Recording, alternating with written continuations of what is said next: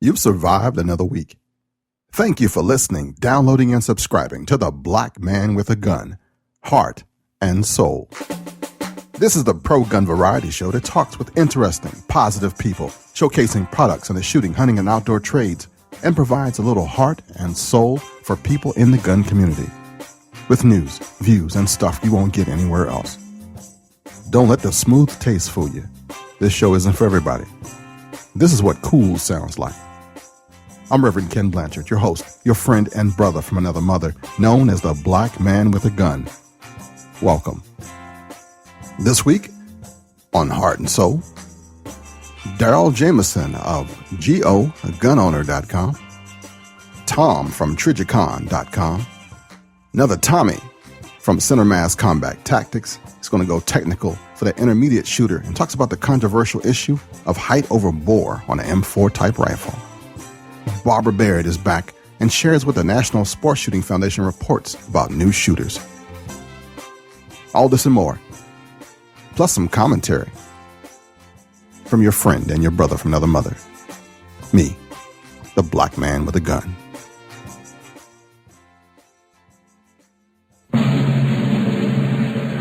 I pledge allegiance to the flag of the United States of America and to the republic for which it stands, one nation, under God, indivisible, with liberty and justice for all. All right, as I change things around, what's it looking like to you? What's it sound like? I got a new podcast badge. It's got a big old logo of a heart with some guns on it and my big old mug. Let me know what you think of that. Is it too much? GunRightsMagazine.com has 2 new authors. Go check that out at GunRightsMagazine.com. It's like our new Huntington Post. That's my goal anyway. Make it the Gun Rights magazine for us. Our stories. Telling the truth. Sharing truth. The show notes for this episode can be found at blackmanwithagun.com. Look for the episode number 333, and that'll help you out. Crossbreedholsters.com. Often imitated, never duplicated. Handcrafted in the USA. Home of the lifetime warranty and a try-it-free guarantee. Crossbreedholsters.com. All right, this week somebody sent me a link to an article from Bloomberg.com, and it's called Guns Are for White People. So I was like, wow, really? Well, I had just enough time to prepare an answer in my head when I got called by a journalist that writes for Forbes.com, and she said, tell me what you think about this article. And after I told her, she called me an enigma. I had to look it up. I think I just put some Master Yoda Jedi stuff on her that she wasn't ready for, that's all. I didn't give her what she expected. I told her what was written for marketing. It didn't have any merit. There are a few points of truth in it if you want to dig down in it, but just enough to keep a person from reading it. But that was it. The article said a bunch of stuff to incite comments, elicit responses, and maybe even anger people. America is still healing from institutionalized slavery. It's in our DNA. I'm tired of people actually blaming guns or race for everything that they don't like or understand. We are all the same. We all want the same things. What separates us is our intelligence, our economics, and our environment. This is one of the few places where color still comes up. I'm talking about America. I've traveled to at least 15 countries. You don't hear about black Germans or black Frenchmen, but you will hear the word black American. It's widely used. Our country is still healing from racial divides.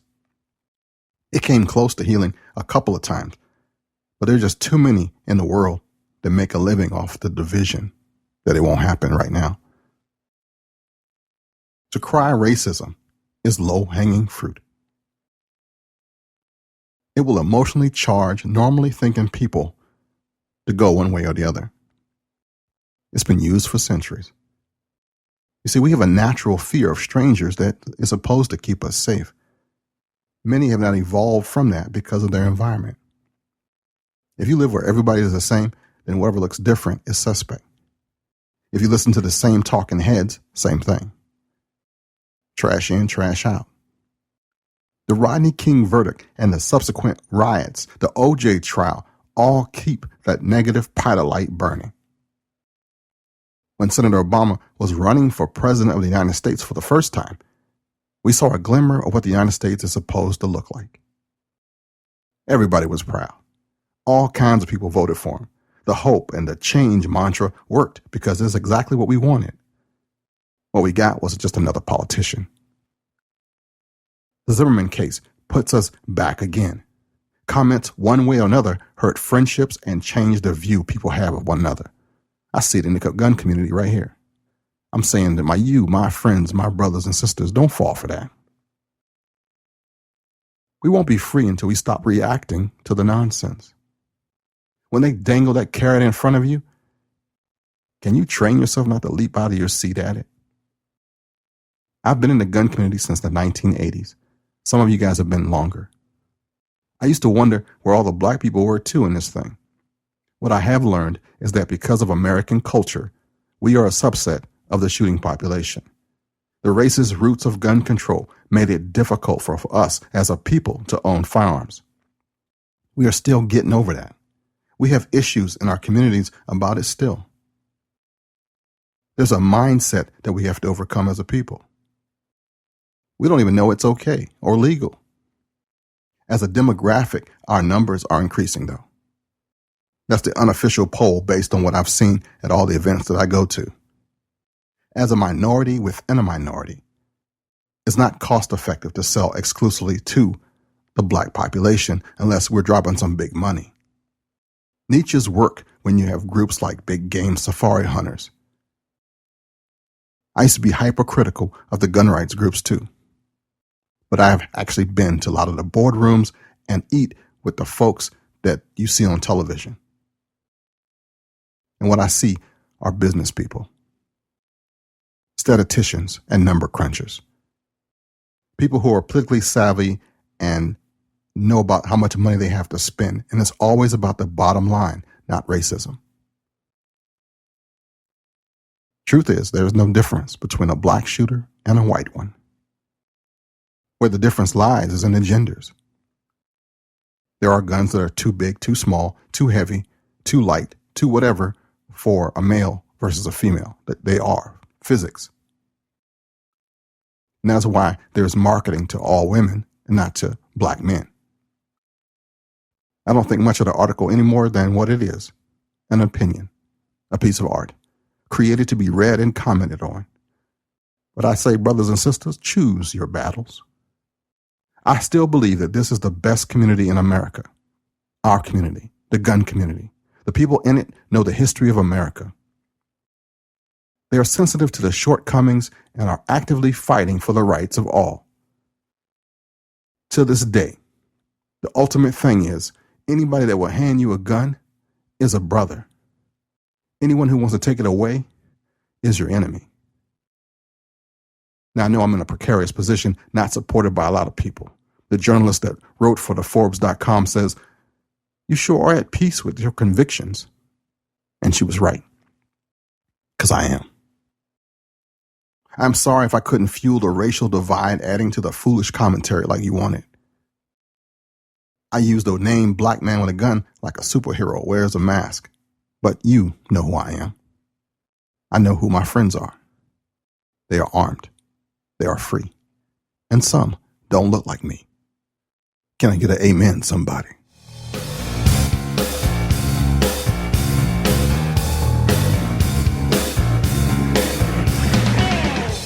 All right, this week I got Tommy from Center Mass Combat Tactical. Man, what's your tip Good for morning, today? sir.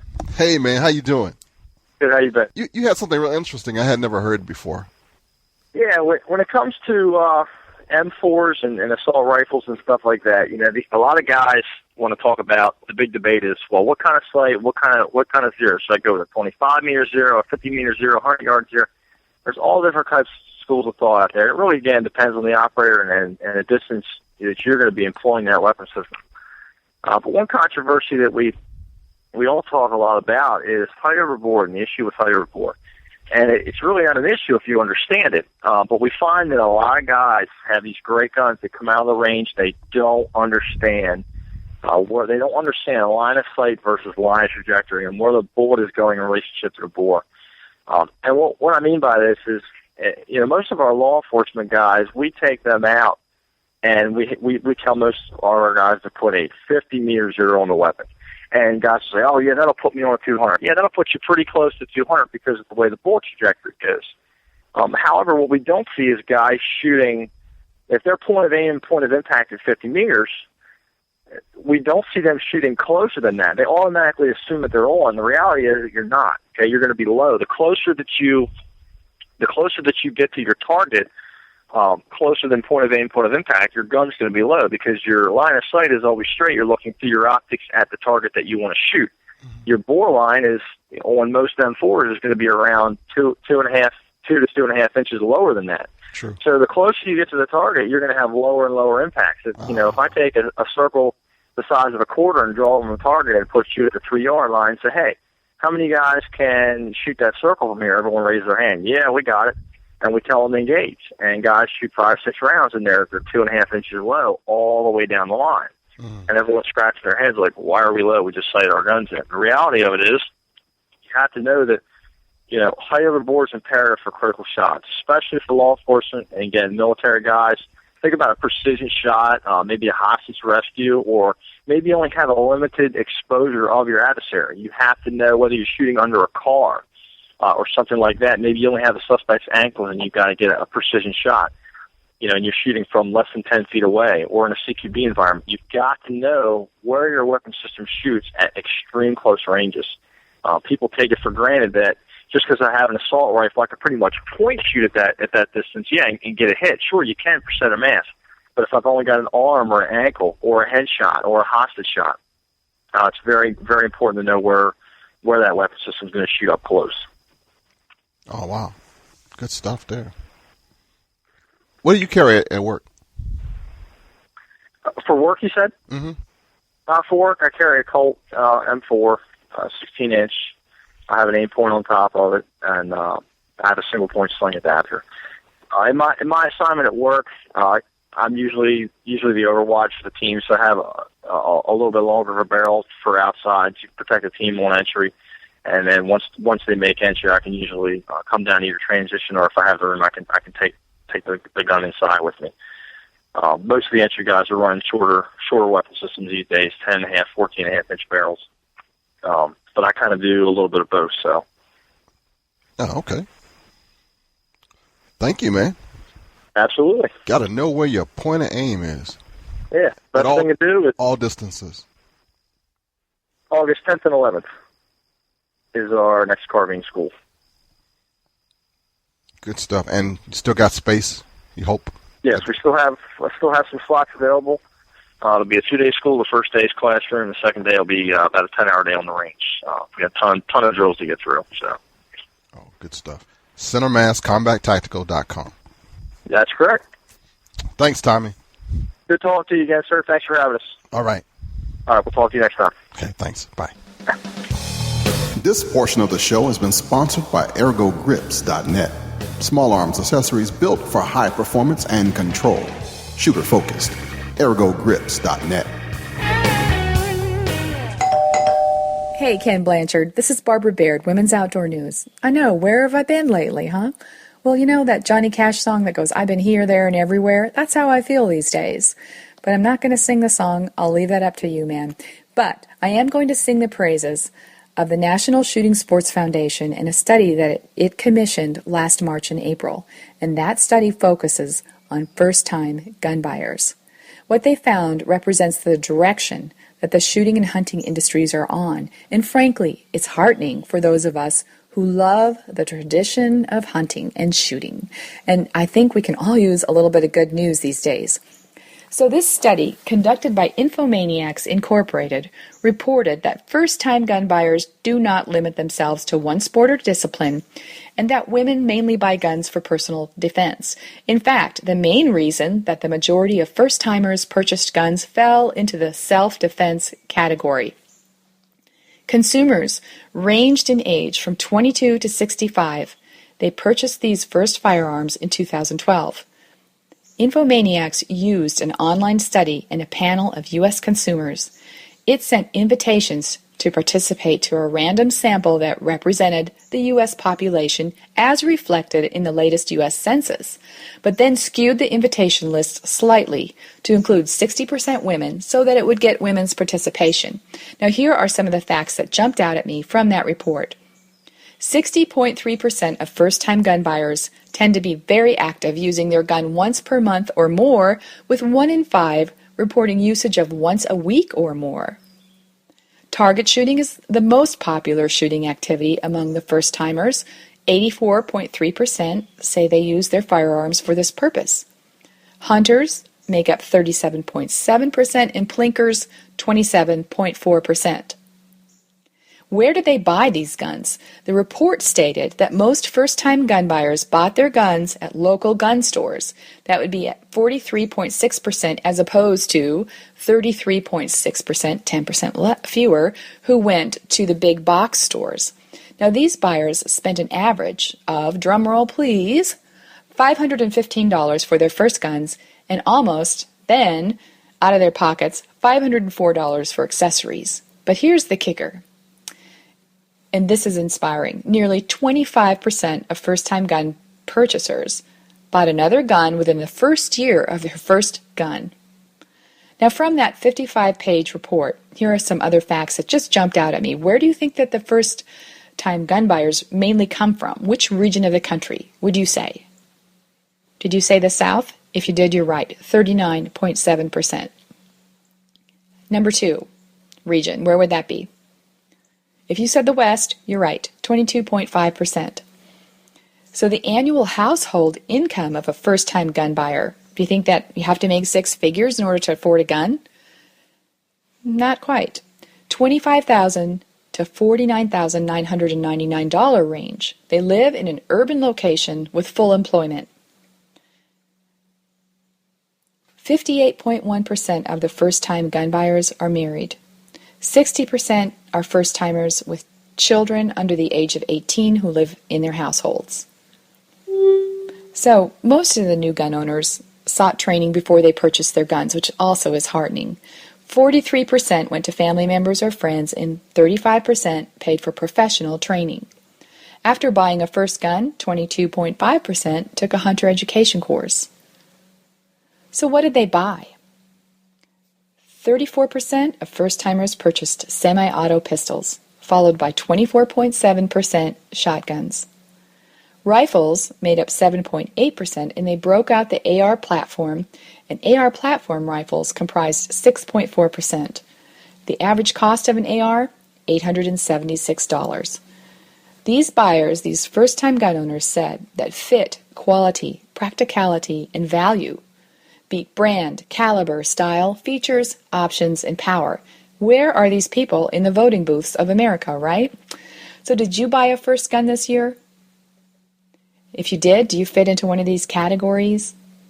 And if you want to know more about how to use that first gun, where to go with that first gun to an event, how to start hunting, just check out womensoutdoornews.com. Whether you're a man or a woman, we'll let you know. We have so many experts over there and so many women writers who are just willing to help you through this process.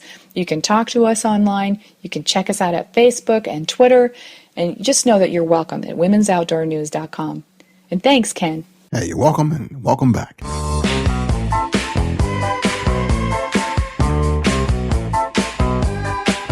Hey, you might not know it, but I just got my first AR. See, before this, everything was issued to me. It was kind of government issue. So I just kind of took whatever I had and went off with it. Never had anything of my own. Well, now I'm putting together my own piece, and I'm starting to look at all the different things that you can do on this modular American rifle. I looked at my Rolodex. What's that? You know, my business card folder. and saw who can help me get this thing juiced up, pimped up, fancy. First went to my Facebook friends because you guys know a lot, everything. I thought, let me hit the professional ranks too. And then maybe somebody can share some stuff that maybe you don't know. Or it might be new product or something. Well, I got a hold of Tom from Trigicon.com. And they make some cool stuff like ACOGs and stuff like that. Well, here's that interview. Tom Munson, welcome to the show. Thank you, Ken. Man, you are Sales and Marketing VP for Trigicon.com? That's correct. Yep. Man, I just got an AR. I'm a little late to the party. And I was searching for some stuff, and I remember meeting you back in Hollywood a while back, and I thought, let me talk to Tom and see what he has in the Trigicon lineup that I could probably put on my AR. What do you got for a suggestion? Well, boy, I mean, just about everything that Trigicon makes can go on an AR. Of course, you know, the Trigicon ACOG is the quintessential AR optic. It's on every carbine in the Marine Corps and about half the carbines in the U.S. Army. And so most people who want to step up to the serious optic for the AR will go with the Trigicon ACOG. The ACOG stands for Advanced Combat Optical Gun Sight. And the reason it's been so widely accepted is because it's a magnified optic that can also be used as a non-magnified optic. And that's takes some learning to do that. Some people pick it up in 5 minutes. Some people it takes a few hours to pick up. But you use it with both eyes open, and in doing so and doing it properly, you can use it to engage targets at 10 feet, and you can use it to engage targets out at 600 and 800 meters using the exact same optics. So that's why it's on so many weapons in the U.S. military. The ACOGs will vary in magnification. They're all fixed magnification, but you can get them anywhere from as low as 1.5 power up to 6 power. So that's kind of the quintessential AR optic. We make other optics that go on the AR as well. If you're looking for a magnified sight, a variable powered magnified, then most people are looking at our AccuPoint line, which is our hunting rifle scope line. We make a 1-4 AccuPoint that works very well on an AR platform, and that gives you some variable magnification from 1 out to 4 power.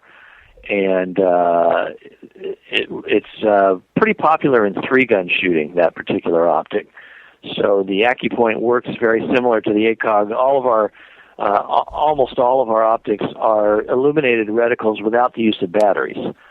So we use fiber optic and tritium to illuminate the aiming point inside the scope. And that's true of the ACOG, that's true of the AccuPoint. So it works really well in any lighting scenario, whether it's dusk or dawn or midday.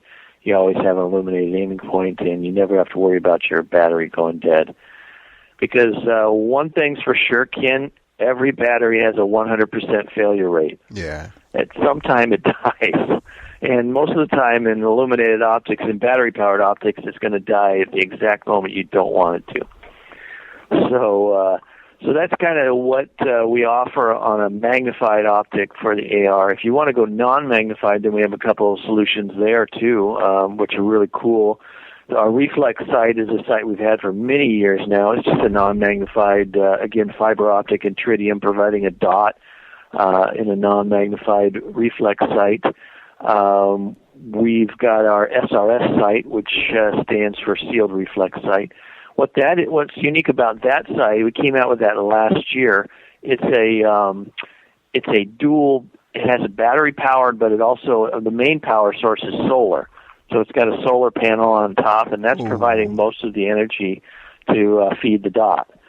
So again, not relying on batteries alone, but you have solar energy to create the dot in the non-magnified SRS. That just sounds futuristic right there.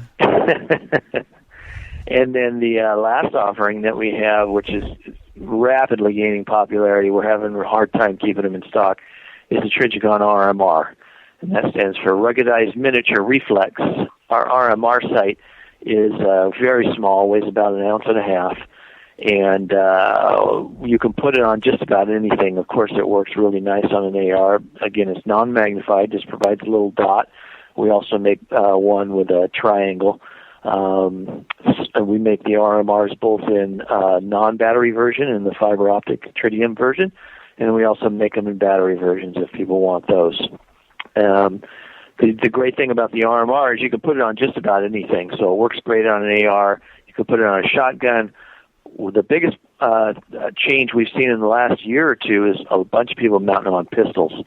So you're going to see more and more of these little RMR sights showing up on slides on semi-auto pistols, and it's working out really well there. It's probably the only sight on the market that can take the shock and recoil of a semi-automatic pistol, especially some of the higher caliber ones.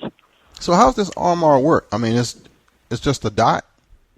Yeah, it just provides a red or amber dot in the window, and the window's pretty small. But that's the advantage of it. It's small and light, and you barely notice it's there. But you've got a little red dot in the battery versions and an amber dot in the non-battery versions, and it's always there, it's always on, and you take your shot. How hard is it to kind of accurize this thing, to set it up? Yeah, that's a good question, because in a site that small, most of them are a little difficult to zero in. But the RMR is unique in that the adjusters on the RMR are just like you'd find on most other rifle scope sites. As long as you have a screwdriver, there's very solid clicks, plus and minus, for windage and elevation, and it's very easy to sight in. Okay, you think you got me on that one. I think I want that. I went to the website. I looked at it like, Yeah, I mean, the beauty of that is if you can put it on your AR today, move it over to your shotgun tomorrow, and you just re-zero it, and it's so flexible. Okay, between the two, battery and not battery, which one do you get? I always prefer the non-battery version because I never want to have to worry about batteries. Yeah. The main reason we have the battery version is because the law enforcement people seem to prefer a battery version.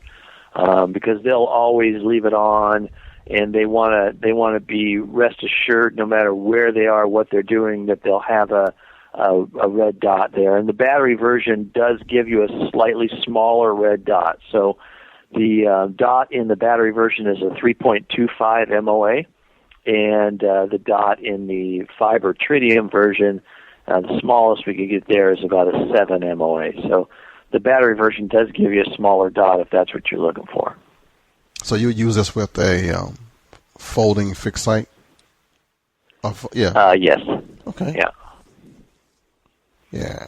I gotta and find that. The other beauty of the RMR is you can mount it on top of other optics. So you'll see on our website we offer ACOGs with RMRs mounted on top.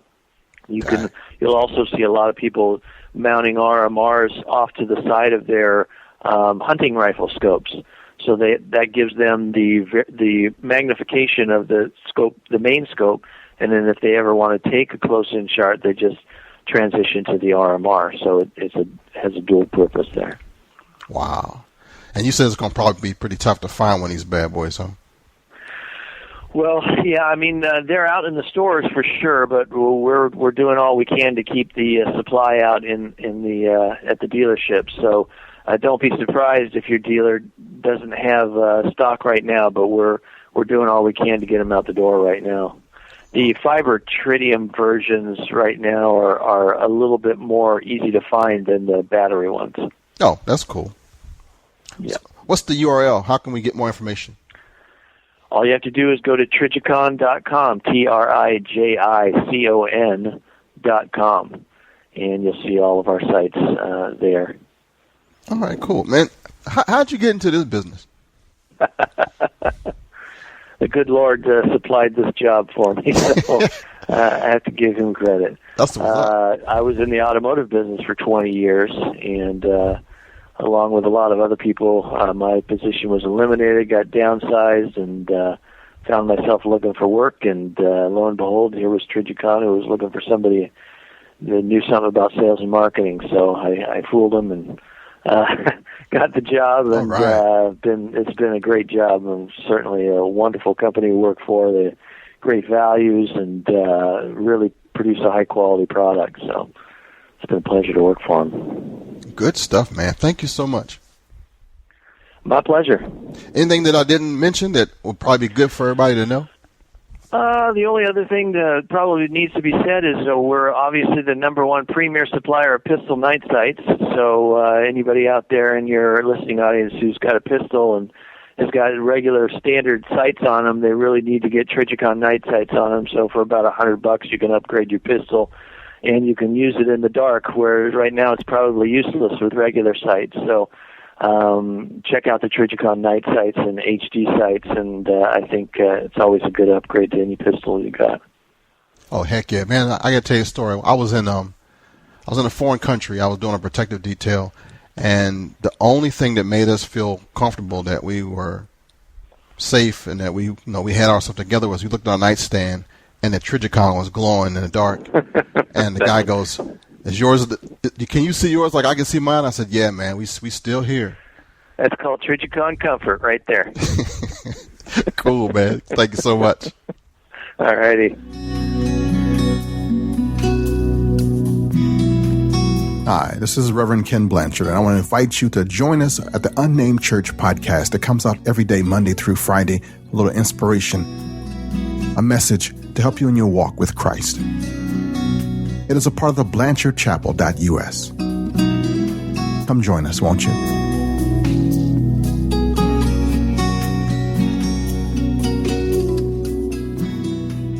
All right, a few months ago, I went off on this bold adventure to start a new brand called American Gun Owner. Truth be told, I failed miserably. Was unable to maintain it, to keep it going, to spark some life into it, because it was the 80-20 thing. It was not what I was good at. But good ideas don't stay submerged for long. Somebody else pulled it out. It's called Gun Owner. GOGunOwners.com. Check this out. Daryl Jamison, welcome to the show. Well, thank you very much, Ken. I'm very pleased and honored to be part of it today. Man, I was really, really pleased and blessed when a guy said, "Hey, man, this is a person that you might want to have on your show." And Daryl, tell me about what you're trying to do. Well, GO for Gun Owner is, I guess, for lack of a more formal term, it's what we hope will become a movement. It's a simple message of gun owner solidarity and Second Amendment support, and our mission is to try and put that message into the hearts and minds of as many of the 100 million American gun owners as we can, because we feel that our Second Amendment rights are under assault these days in Congress, in court, and in the media, and that we, if we feel that those rights are important enough to have, they're important enough to fight for and defend. So what we did is we created this a little logo, if you will, an emblem, the GO for Gun Owner. It's subtle, it's understated, it's not a in-your-face sort of thing. It just is a little high sign, if you will, from one gun owner to another, to as an indication that that you stepped up and did a little something to support the Second Amendment. And basically what we do is we try and promote our message, but we also are trying to raise funds to provide support for what I call the warriors, those organizations that are doing the heavy lifting on the front lines of the battle in Congress, in court, and in the media. Organizations like the NRA, and I'm in California here, where we've got a particularly tough time of it. But we have CalGuns Foundation, CalGuns.net, the California Rifle and Pistol Association, and the Second Amendment Foundation, and and other groups that are really fighting the fight. And so we donate all the profits that we raise from selling these little emblems to these organizations. We have the pins, the GO. I call it a gun owner pride pin, but other people look at it and say, well, that's like the little pink ribbon for the Second Amendment. And I say, right on, brother. And that's exactly what it is, because there is a cancer. The little pink ribbon is for breast cancer, and we think that what they're doing in Congress and in court is a cancer against our rights. So we sell these pins, and we also have GO patches and stickers and Second Amendment T-shirts that we sell at gun shows, and we also sell them. We have a few retailers so far. Hope to open more, and also on our web store. And what it does is it creates an opportunity for everybody to do a little something towards protecting the Second Amendment and get a little something back to show for it. A $5 pin means $2.50 to $3 right back into the fight. And so it's a new cause. We launched April 15th. We've donated several $1,000s so far, and we hope to donate several $100,000 ultimately, maybe millions. But as I think I mentioned to you earlier, we feel a need to do this until there is no more need, because when the battle is won, we'll go back to our regular lives. Good stuff. And you're like a non-denominational. You don't care who you help as long as it's part of the gun family. We're trying to help everybody. There are estimated to be 100 million American gun owners. We have written many checks to the NRA, among others, and the NRA is a fantastic organization, the big dog in the room, if you will, with 5 million members, but that's still only 5%. Yeah. We want to reach the other 95% as well. And so, we're focusing on that common thread, that gun ownership, gun rights, and we feel that that's the common denominator that links the 100 million of us together as being like-minded, freedom-loving Americans. Good stuff, man. What's your URL? How can folks find the store? The store is at www.gogunownerstore.com. GOGUNOWNERSTORE.com. We also have our regular website, which is just GOGUNOWNER.com, and they're linked. And we also have a GO Gun Owner Facebook page that I'm not an aficionado of social media, but we have over 3,000 likes in just a couple of months, and I'm told that's pretty impressive. So we're pleased, and we hope to get more, and it'd be great to have a like from every one of the 100 million American gun owners out there. Nothing wrong with that, man. No reason why you can't. Well, we're trying. We're pushing the boulder up the hill every day. So who's Daryl Jamison? Who is Daryl Jamison? Yeah. Ironically, I'm not a hardcore gun guy myself. My brother gave me a shotgun when I was 15 or 16. My older brother, so I could go dove hunting with him and his friends. That was 45 years ago. That's still the only gun I have. And I'm certainly not a gun nut, quote unquote, but I know many, and I love them all. My gun friends are just awesome individuals, great Americans, and I'm proud to know them and proud of who they are. But I describe myself as more of a rights and liberty and freedom guy. I'm a libertarian. I believe that the government should do less, not more, and stay out of our lives as much as possible. I've been known to occasionally call myself a law and order anarchist, just to make my point. The government can protect the borders and maintain the highways and leave the rest of it to us as individuals and good citizens. But I see what's been going on, especially of late. In the last couple of years, the noise from the other side saying, "Oh, guns are evil. We've got to, we've got to take guns away. We've got to restrict guns." It's not. It's not the guns. It's the fact that the wrong people, irresponsible people, bad people, get their hands on guns and do bad things with them. The good news is that is a tiny fraction of a percent of all of the good, noble, responsible, law-abiding American citizens that do own guns and should not have their gun rights,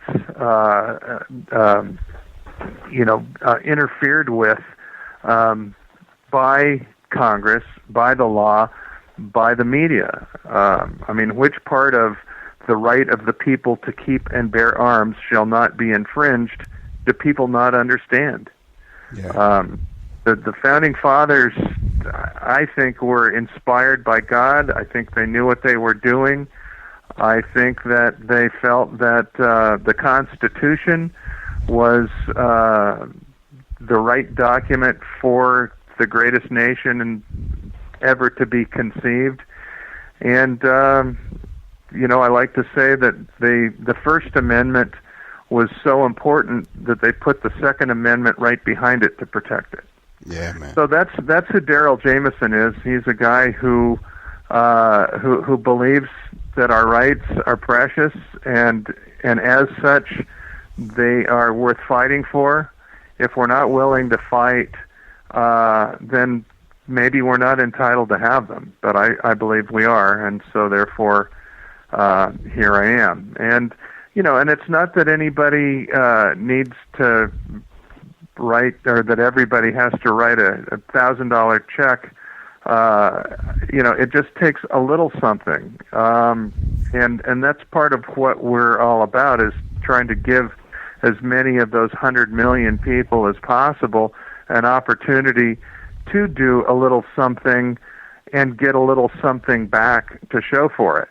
For $5, somebody can buy the GO pin, the pride pin, to put on their lapel, and that represents $2.50 to $3 that's going to go right back into the fight, and plus give them something as a little sign from one gun owner to another that they did step up and do something, and so on and so forth.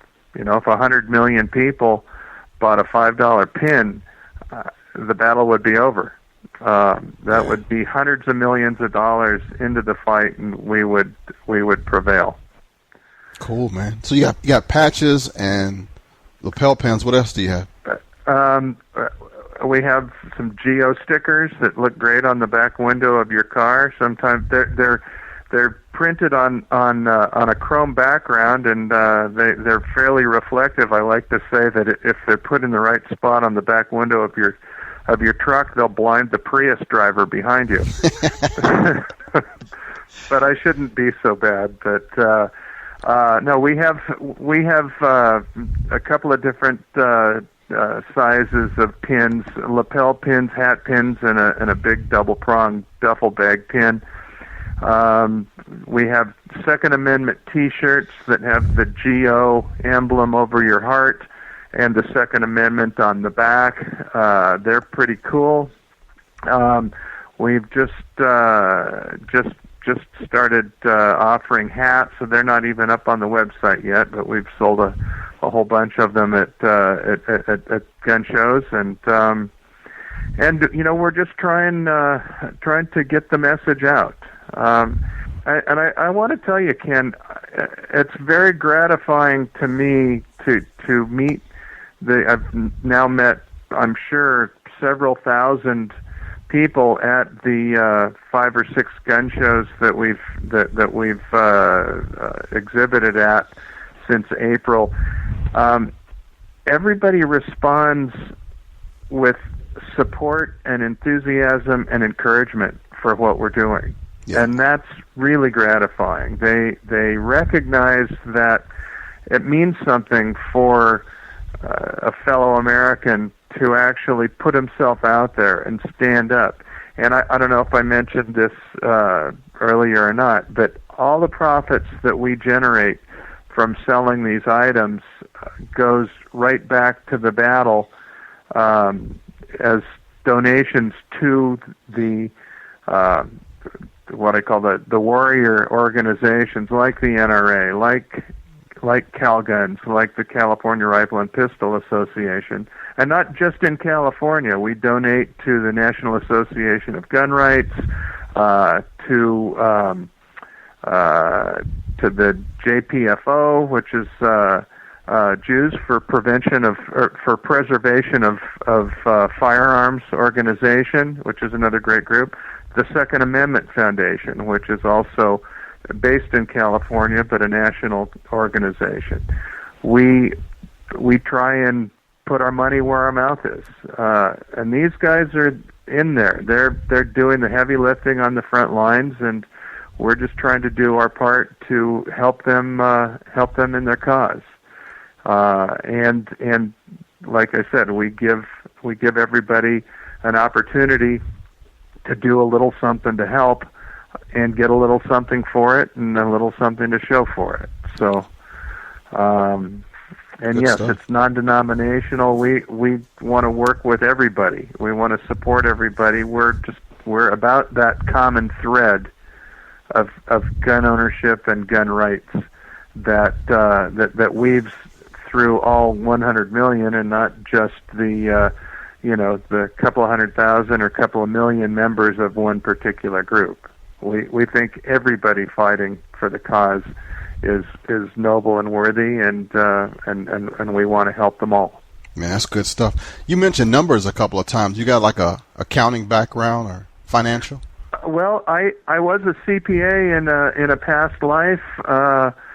That was many years ago, and I learned how to make 1 and 1 equal 2 or more. Better yet, more than 2. And that's what I'm trying to accomplish with this. Is if we do put ourselves together, stand up and stand together, shoulder to shoulder, arm in arm, we can make 1 and 1 equal more than 2. We can put our 1 and 1 together and connect with masses, and that's the whole deal. If we sit alone, saying nothing, doing nothing, then nothing is going to happen. That's a 1 plus 0 equals nothing.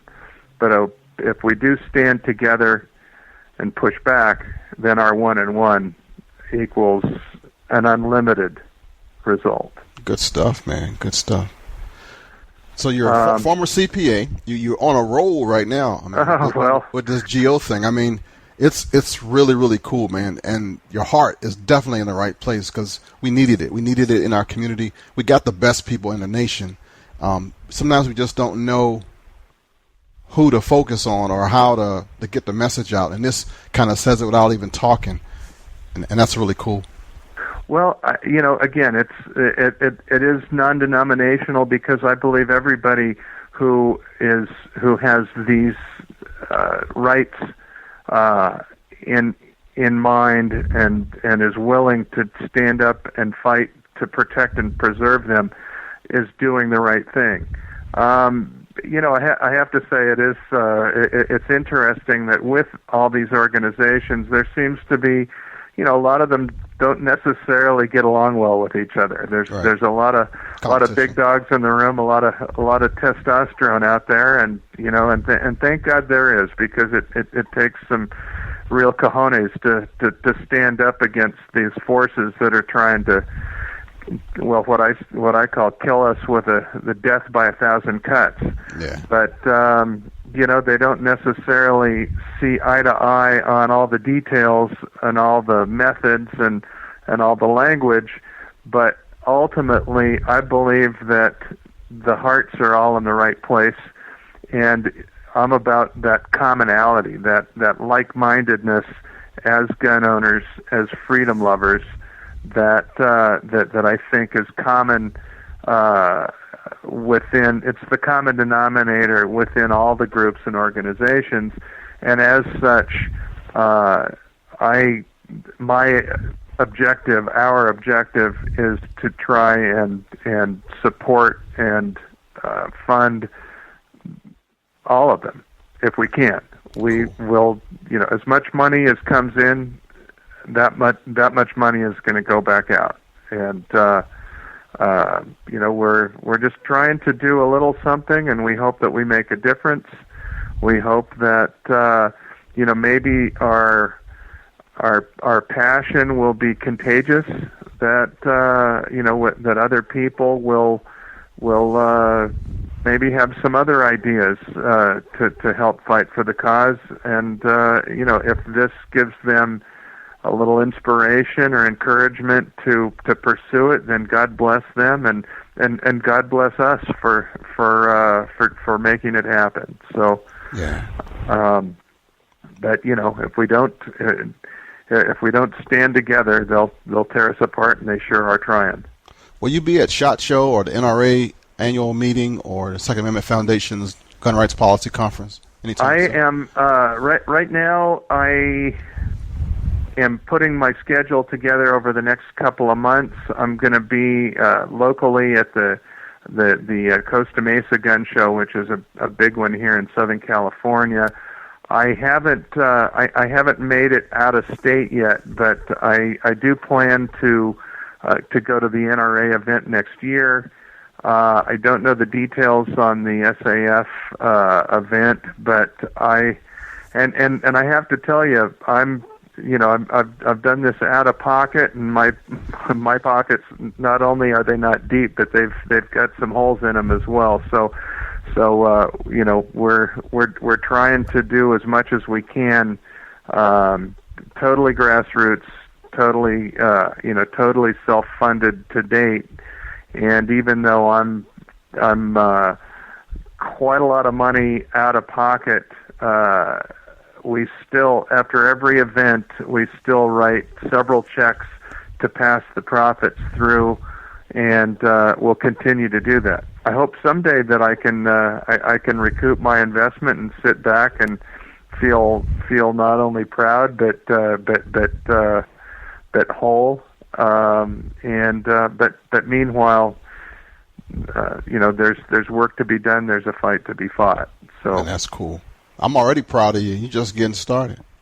Well, I thank you. The encouragement is enormous, because it does take a lot of work, and sometimes you spend a day or even a week trying to make phone calls to connect with organizations, sending emails, and trying to connect with gun shops to carry the product. And the more sales, the more product we sell, the more funds we raise. And a lot of times, well, everybody else is busy too, and they don't necessarily respond. They don't take your call. They don't reply to your email. And you could let yourself get discouraged if you were inclined. But well, that's not where I'm coming from at this point. I'll just keep pushing the boulder up the hill and try and get as much traction as I can, and make progress inch by inch. And that's why you're on this show, Doc, because as somebody who's been pushing that boulder for about 20 years now, I know the negatives. I know the pains of being a one-person show.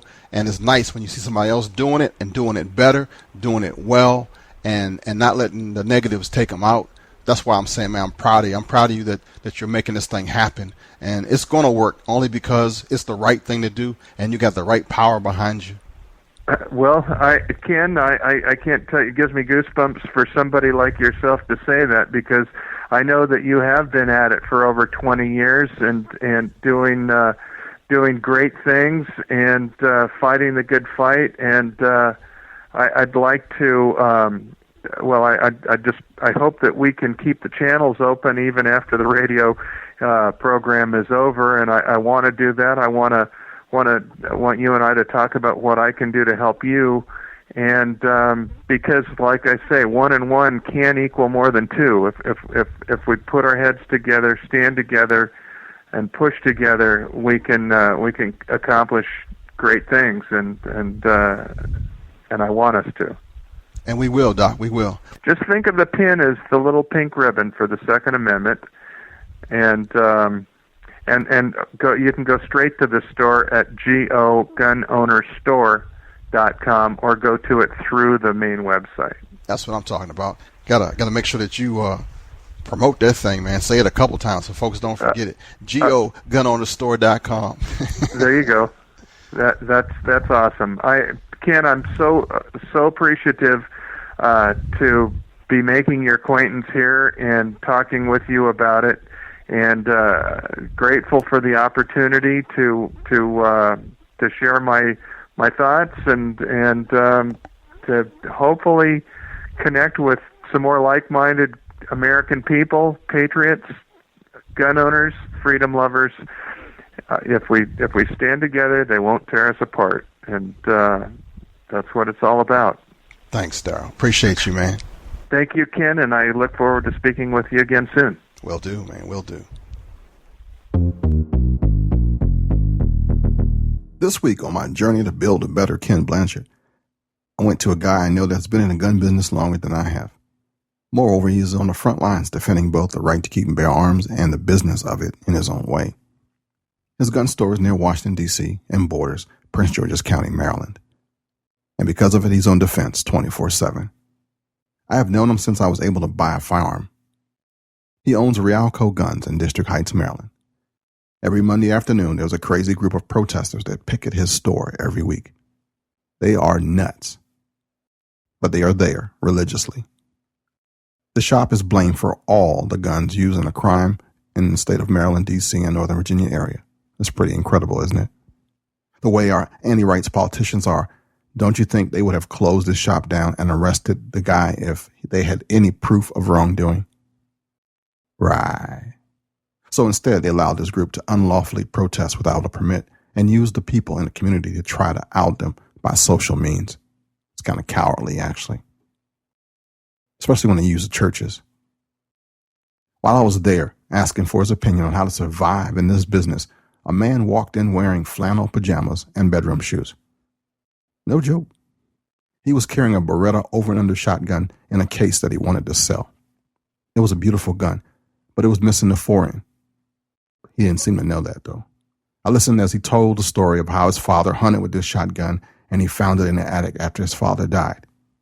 He told us how his father took him hunting when he was a boy with his .22. And this man was about 60 years old. There were an assortment of chokes and some old shells in the case as well, but this was no hunting shotgun. I watched the owner, my friend, respectfully explain what he had and the importance of the furniture on the matching forend that was missing, and why it was important before somebody would want it. He declined his offer and told the man to have a nice day. Pajamas notwithstanding, this man was lying. And this is the kind of stuff you can't make up. I have seen this guy in the store, the owner and his staff, thwart straw purchase attempts probably 1 out of every 2 times I've been in there. They masterfully, respectfully turn people out that try to usurp the law.